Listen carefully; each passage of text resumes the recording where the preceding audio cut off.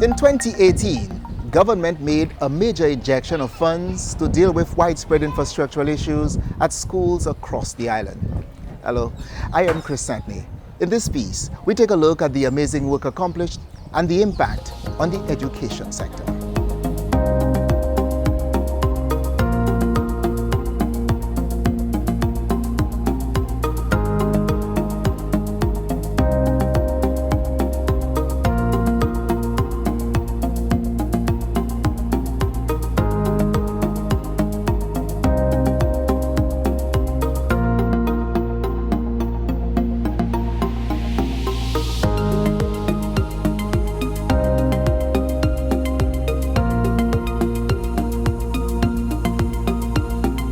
With an annual overall budget of over $170 million, the education system had in years past just $1 million of that figure allocated for the execution of infrastructural repairs on the over 100 schools on the island.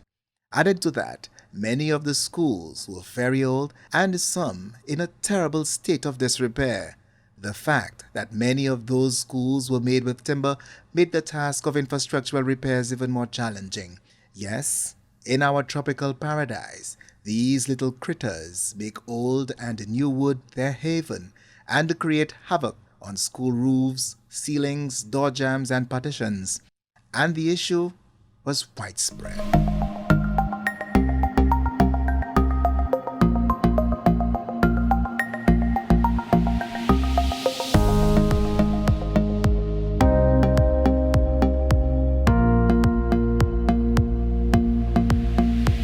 In 2018, the state of disrepair to school buildings was at staggering levels, with other issues apart from just termite and woodworm-infested timber confronting the education sector head-on.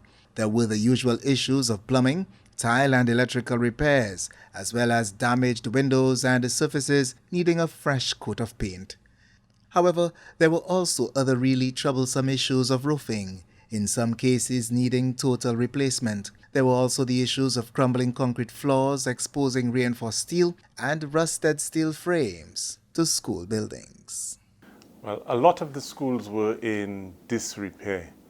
We had struggled with previous years trying to accomplish small repairs as we went along, but with the intervention of a bigger budget this year, a lot was able to be accomplished, repairing when it comes to capital repairs, major repairs in the schools, changing of roofs, new wings being built, painting holistically, electrical works, major stuff that were outstanding for a number of years, probably even decades at certain facilities.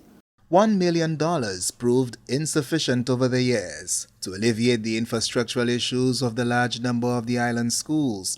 The mammoth task ahead to fix the problem would certainly require more, 40 times more. Government needed to take action to bring urgent relief to the many students and indeed principals and teachers who had been clamoring for years for more significant repairs to be done to school infrastructure. Equally too, a significant injection of funds would be required to address the untenable situation. I will re-emphasize and say that $10 million is only a drop in the bucket as it relates to the funds required to bring our schools up to an acceptable standard. But indeed, it was a very good commitment on the part of the government to invest in education in that manner. I must confess that I did not expect much of what I saw. And that is why I continue to have a very soft spot for our educators, because I can tell you every day that they're on this job, they go beyond the call of duty. And I always add that yes, we are very grateful and the government has made that investment, but it still is a mere quarter, if not less, of what we require to bring the buildings up to par. And that is why no matter how much you spend in any given school, there are also several other principals saying, but my school. Yes, the ministry had a plan to accomplish much within a short space of time, requiring the reconstituted plant and equipment department of the ministry headed by Aldin Louis Fanan to make it happen. and in time for the reopening of school for the new academic year.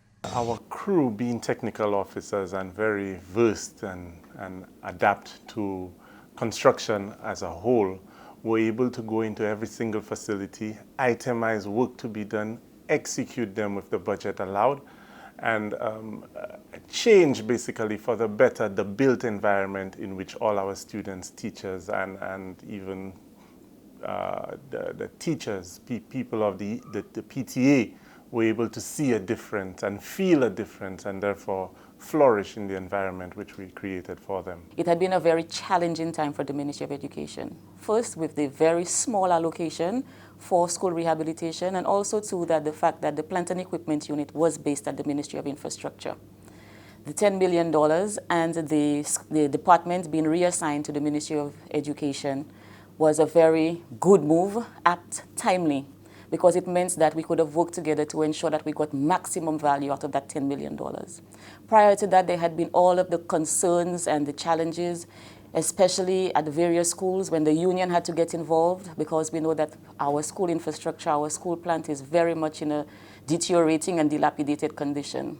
Decades of issues at the various schools. So these $10 million definitely came in very handy to allow us to address significantly some of the work that had to be done at the school. Many schools around the island needed attention, some more than others. One school in particular with an entire wing remaining unused and out of bounds to students and teachers was the Vieux Primary. With a deteriorated roof and a failing roofing steel frames, contingencies had to be adopted to house the affected classes. A new roof now in place meets the expectations of the school principal, alleviating problems associated with non-use of the building. However, the task was not an easy one at all for the plant and equipment unit. In the Vieux Primary School, we have a brand new roof. The external walls have been touched up with paint. All plumbing works have been fixed. Electrical installation, new ceilings in classrooms. We were able to accomplish renovations on 80% of schools island-wide. And though it was a late start with the renovation works, we were able to meet our goal.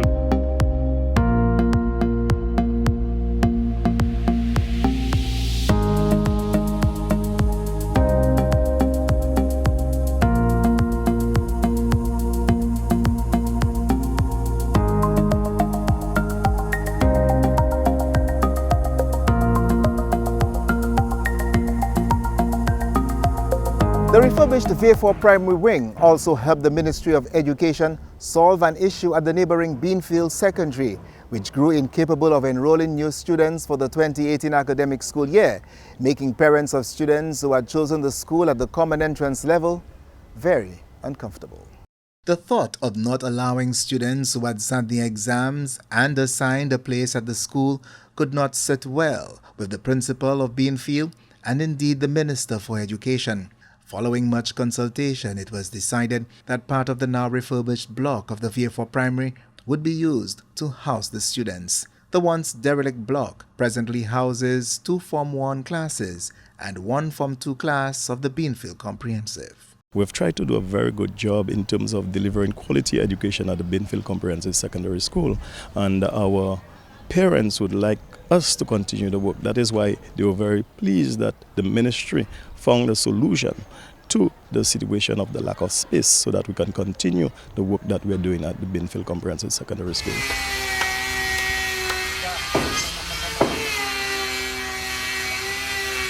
The extent to which stakeholders are willing to go to ensure that their children attend that school tells me that it is a school of choice, tells me that they have distinguished themselves as a secondary school in the South, and clearly children aspire. Children dream of attending that school. Children wish to attend that school, and that speaks volume. The Roseau Combined School received an entirely new block which has become very handy for the students and the community at large. It had been infested with termites for a while, but we were still using it, but we were very careful because the flooring was very bumpy due to the infestation. This building has served us very well from the time it has been erected, and It's very comfortable, more comfortable than what we had before. The Miko Primary School is another institution which received extensive repairs to its infrastructure. The general works have met the satisfaction of the school principal. We had works done on most of our blocks. We have 4 blocks in total, and 3 of these are totally refurbished from the inside to the outside. We have freshly painted walls, we have new ceilings, we have new light bulbs, electrical works were done, we have new furniture. We have a brand new school, and for this we are very grateful. The Babano Secondary School had issues with its roof contained, as well as other small issues around the school. It complements the wonderful job already done by students with support from their teachers to beautify the school with painted murals. The physical environment is being addressed. The teachers now are feeling a lot better, the students. It's a healthy environment for both staff and students. And we are happy with the progress of the works. Yes, we would have loved it to have gone a little faster, but we are happy with what has been done. In some cases, simple repairs have had major impacts on the environment and appearance of the schools. Paint jobs, refurbishments of toilets, and other plumbing issues. Widespread electrical issues were also successfully tackled by the team. The same was true for schools in District 4. We saw a lot of work being done at the schools, and we were quite pleased with the amount of effort that was put into refurbishing and getting the schools ready for the new academic year. The principals have expressed their satisfaction. There is still some work to be done, but they're happy with the amount of work that was done in a short space of time. One of the major problems the plant and equipment team faced was the large number of schools with ceiling and partition issues because of termite infestation. An extensive number of schools benefited from ceiling refurbishment from wood to PVC. Termite-infested moving partitions were replaced with durable dividers that are a lot easier to handle. It was a long wait, and persons were frustrated, teachers were frustrated because there are so many disadvantages teaching in an open hall. I am really happy that we are recipients of this beautiful gift, and it looks durable, and we hope that our parents and our students and our teachers can take good care of it, because I know it may have cost a hefty sum. Infrastructural works always seem to beautify and enhance the appearance of the school compound. However, education officials say equally important is the relief and the peace of mind to conduct instruction of classes without the stresses associated with needed repairs. The impact on the holistic well-being of principals, teachers, and students alike, education officials say, will eventually result in safer and friendlier schools that are better managed. Added to that, higher motivation and positive results on instruction. Research has shown that an environment that is conducive with all the physical amenities and the appropriate space in terms of the physical building and furniture is important for students to learn and develop. There is the likelihood of less absenteeism on the part of teachers, less lateness as well for students. In terms of the student, there is student being at school because the environment is inviting to them, and so it creates an atmosphere for students to want to come to school. There is also the issue of motivation for students. Students are motivated because the environment is one which encourages them to come. There is the issue of self-esteem. We know definitely that an environment that is conducive to learning really allows our students to excel, and the teachers who are placed in that environment obviously would want to put the best, because now they feel that their concerns are being addressed. They feel more motivated and inspired to instruct our students. So we're hoping that with the interventions at the various schools that it can really alleviate some of the challenges, but at the same time motivate and inspire our teachers, our students, our school leadership to do better.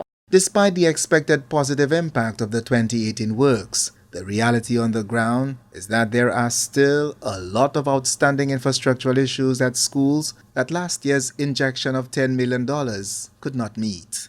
Ministry officials are confident in dealing with those outstanding matters with another round of major infrastructural works. The Government of Saint Lucia has made education a priority.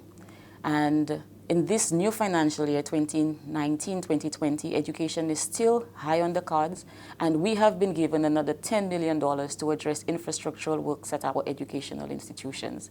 So we can see the commitment is there.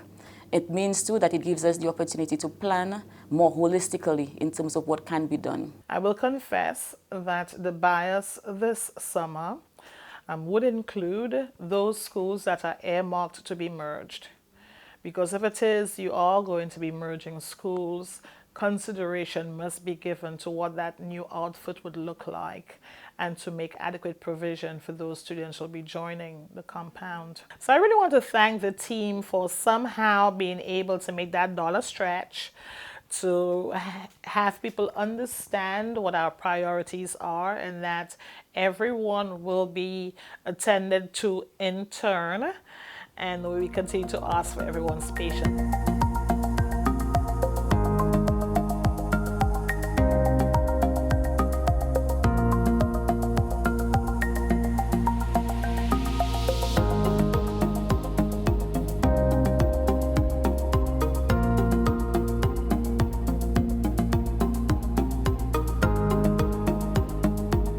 Oh, I'm grateful for what we have been able to achieve. This is not a normal thing that had occurred in the past. A lot more work was able to be accomplished, and I'm hoping for an even better year to come. With another $10 million being made available to undertake another round of works on school infrastructure, school management and students can certainly look forward to even better surroundings and upgraded facilities within their institutions, as the Ministry of Education links this with the Child Friendly Schools Framework, Model Safe Schools Program, and the Education for Democratic Citizenship Program to help enhance instruction and boost morale within the classroom. Well, that's how we come to the end of our program. On behalf of the entire production team, I am Chris Satney, thanking you for watching.